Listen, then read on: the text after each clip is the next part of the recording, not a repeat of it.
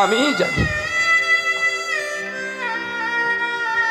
এই সেই নিতাই গৌর বলছে, বাবা ভিক্ষা করতে গিয়েছিলাম, একজন 50 পয়সা দিয়েছে, তাও নিয়ে এসেছি।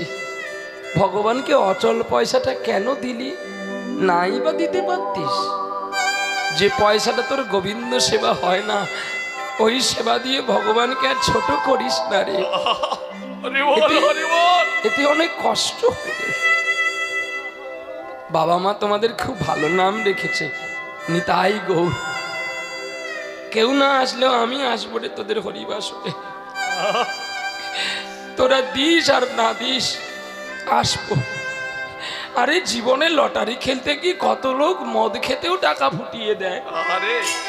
না একদিন হরিনাম গিয়ে দিয়ে যাব, তবু তো যমরাজকে বলতে পারবো এক জায়গায় পয়সা